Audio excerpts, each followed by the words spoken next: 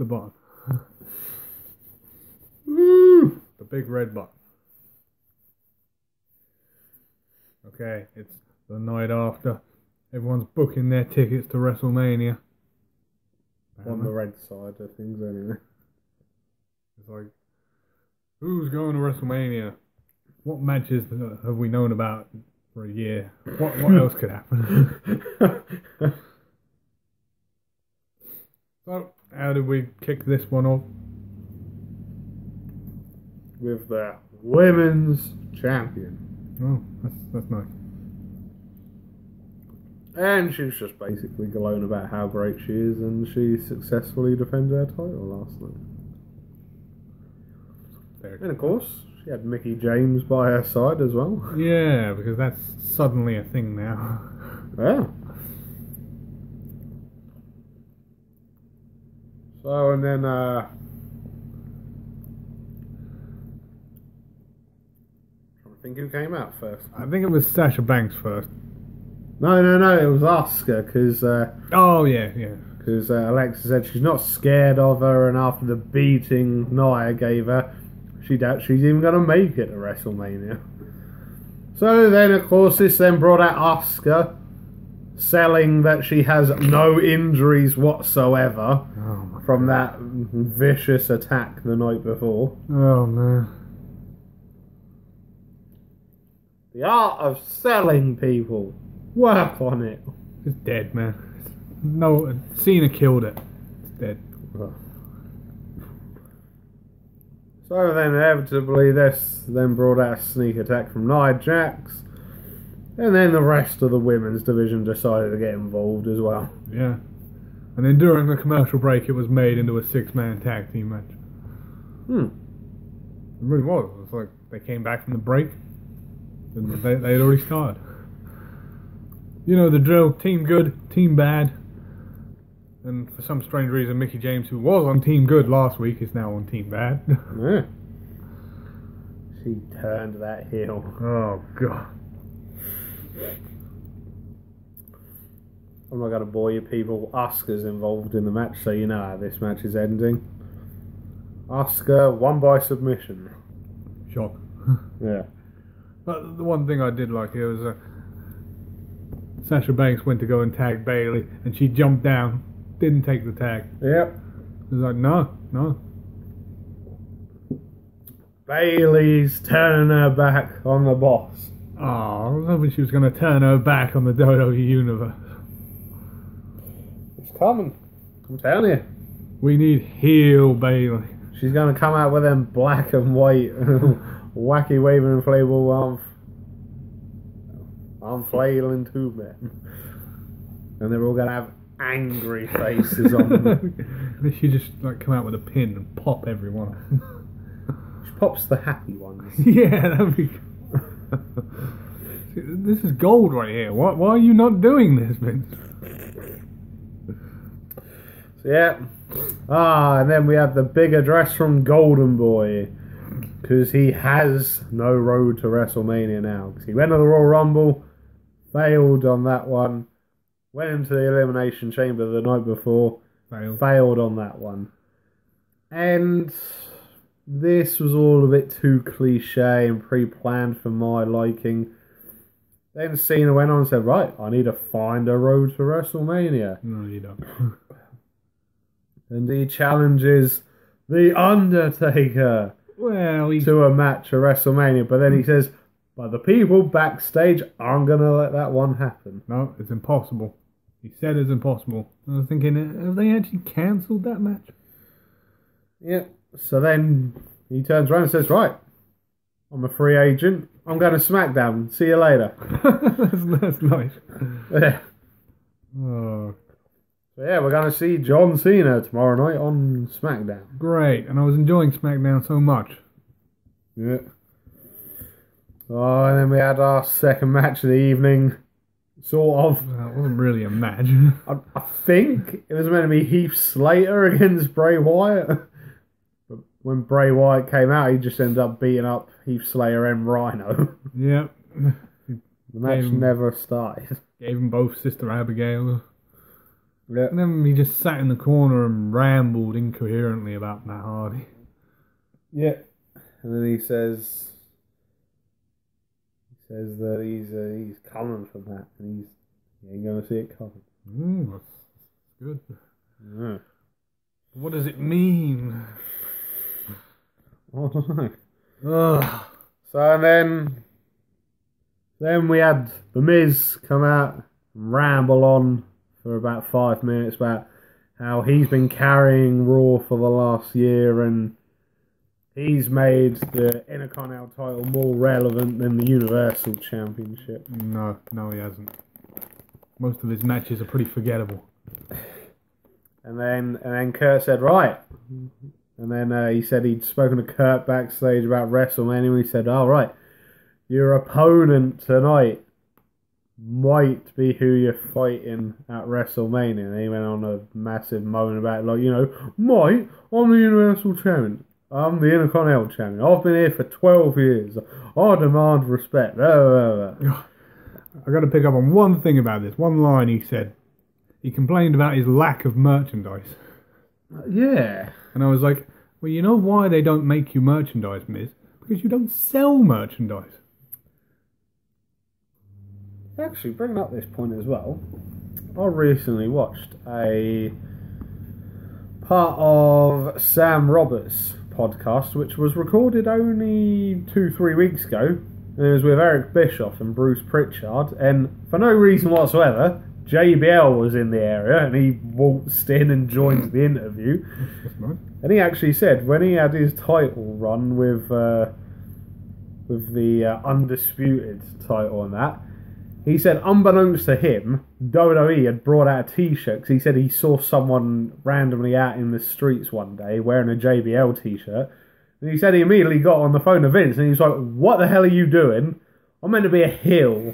I shouldn't have merchandise. I shouldn't have t-shirts and merchandise out. I'm meant to be hated. And they instantly pulled the merchandise that day. Brilliant. I did think about that. In his whole title run, he didn't have a single t-shirt. No, and that's why. JBL saw one person with a t-shirt and rung up Vince and moaned about it. But I did the groundwork on this one. I went on to Euroshop.com, looked on the Miz's character page, and he has 2 t-shirts on there. Just 2. Okay. So then Miz was like, right, you know what? I've had enough of all this. Right, come on. I don't care who it is. Who's my opponent tonight? And it was the Architect, the Kingslayer, Seth freaking Rollins. Yes, and you might notice he has a new t-shirt. Very good t-shirt. Because he sells t-shirts. His t-shirts actually sell. Monday Night Rollins. That's how this thing works. I mean, as much as I hate Cena, he shifts t-shirts, so they make him more. Not as many as AJ Styles, Oh, but that's God. that's a whole new conversation.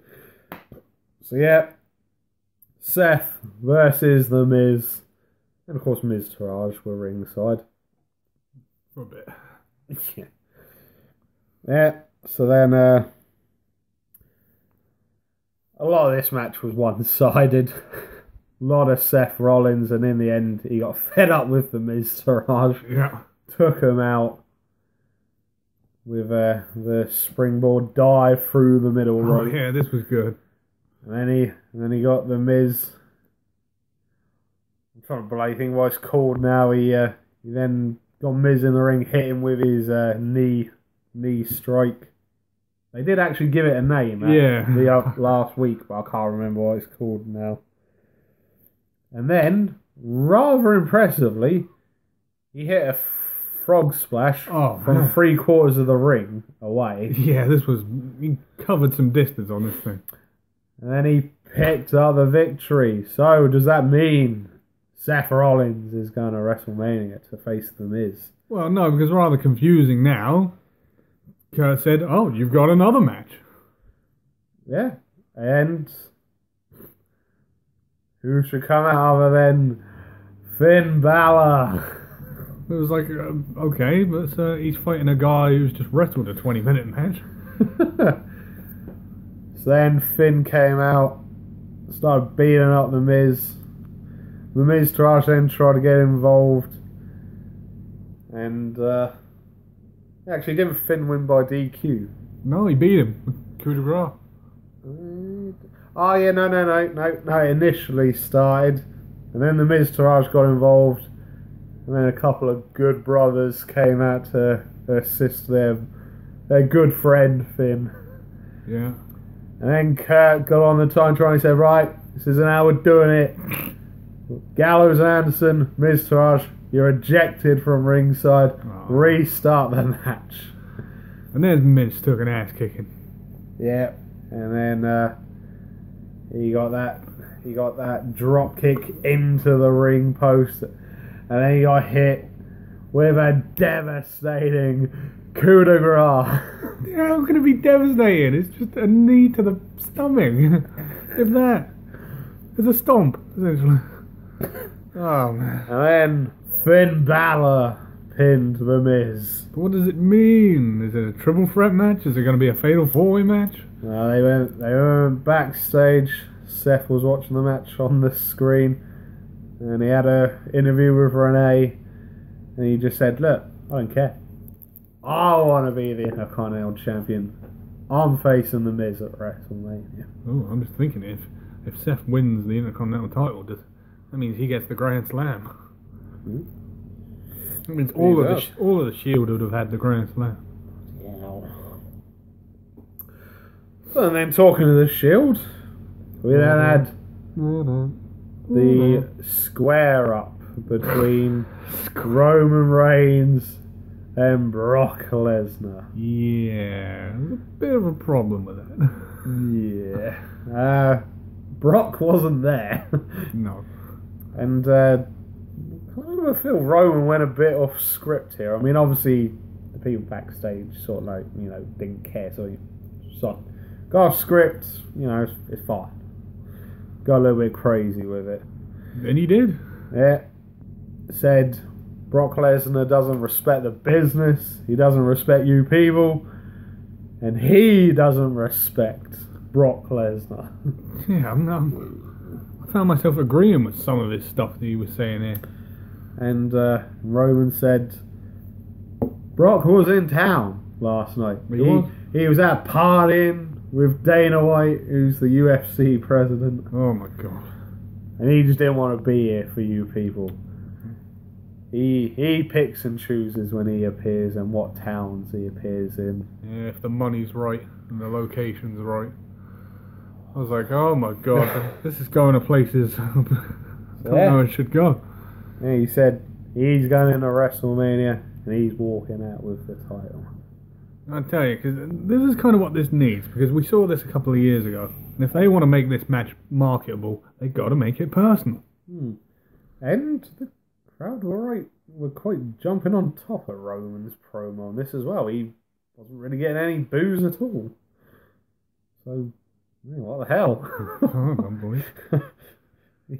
He's met with boos last night after he beat Braun. Ooh. Yeah, they were cheering him being thrown through the pod. And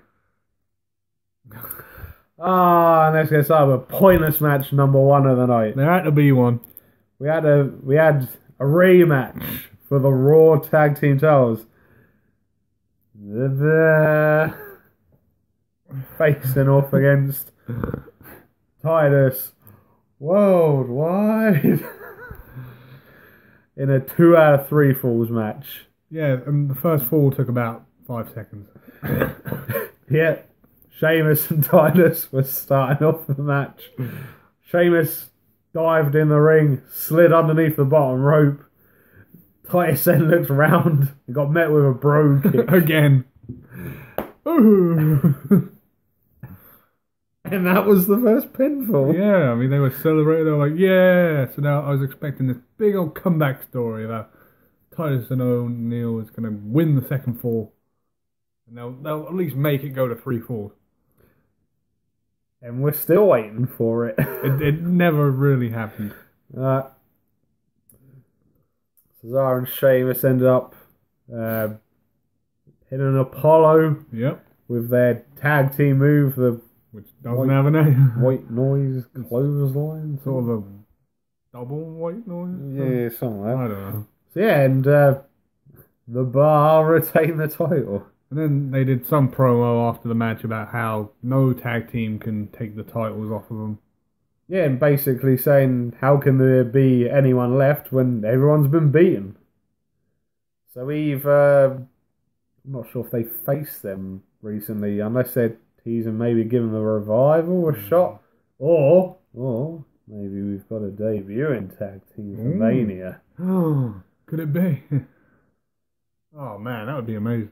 I'm hoping me and you're on the same wavelength here on that, and we're both thinking the same thing. But I won't say too much. We don't want to spoil it, but maybe a bit of AOP. Yes, That'd be pretty epic. we need Paul Ellering back on the main roster. Yeah, moving on with the show. Braun was in action next against Elias. And of course, when Elias is involved, he's got a song for whoever he's fighting. Said how terrible he was playing that bass guitar. Oh god. And he didn't have that good a singing voice. And then this pretty much ended with Braun destroying Elias. Yeah, pretty much. Did this match even get started? It did, because Braun won via disqualification. Because in the end, Elias got fed up with Braun, then squirted in with a fire extinguisher. Oh yeah. I was like, is that actually a DQ, a fire extinguisher? Because he never actually hit him with it. He sprayed him with it. I mean, he did hit him in the end with it. Well, yeah. Not that he'd done an awful lot. And then he chased him up the ramp, and they were going to put him through the commentary table. Yeah. And Michael Cole just went, "Oh, I'm getting out of here." No, in the end, Elias managed to wrangle his way out of it and run backstage. Yeah, he ran away, and just as he was running away, a limo pulled up. Yeah. And I was thinking, oh god, is Vince here again? On that old git, stay away. Yeah, and then basically Elias disappeared out of the arena completely. He ran straight out of the arena. Well, he is the drifter. Yeah. So then we had Stephanie McMahon and Triple H addressing the WWE Universe. And then they basically said about Kurt done a lot of hurtful things the night before and he needs to come out and apologise. But Kurt didn't come out. No. Not straight away, anyway. No. I was then met by rather angry Ronda Rousey. She looked pretty angry. And then Triple H and Stephanie very quickly got out of the ring. and then Kurt appeared after a minute or two and he said, right, I've just got something to get off my chest here. And he basically done the old squabbling, kneeling down to the power thing. I go, I'm sorry, I don't know what was up with me last night. It was all lies. Yeah. I didn't mean any of it. I'm sorry, Stephanie and Triple H. So then Stephanie and Triple H got back in the ring and they're like, let's all put water under the bridge. Let's start afresh. And then Ronda was like, yeah, that's all great. But you need to give me an apology, Stephanie, for that slap. And Stephanie pretty much done a half-ass one. Yeah, it wasn't like a full sorry. And she was like, all right, that's great. We're all cool, right? We're out of here. And just as I was exiting, Triple H sucker punched Kurt. Yeah, I was like, why? For what reason? I don't want to say, but I think I know where they're going with this. I mean, we know the big plan is a tag team match, but I'm hoping I'm wrong. I think they might be teasing Kurt as Ronda's partner. Right, so this must be the contingency plan if The Rock's unavailable. But then I've already heard the backup plan, and the backup plan's much better than Kurt. Is it? Yeah, the backup plan was to have Braun be her tag partner. Yeah, that is better. Braun and Rousey. What more do you want? I mean, to be fair, I'm pretty much expecting The Rock not to be in a physical confrontation at WrestleMania. He might be there, but he can come out and light his name on fire again. Or no, something. we don't need that again. It took 20 minutes away from what could have been another match. Yeah, so that's how we ended things on Raw. Yeah, Kurt holding his jaw, going, I just got punched. I get punched, you get punched. So that was your Raw review for the week. From your hosts, the Master of the Brain Damage, Martin, and the one and only Sam H. We will see you again for the next one. oh, I think it's jaw locked, you know, and just locked right in there. Yeah. Fit my fist right in there. Yeah. What did you say, Chief? Yeah.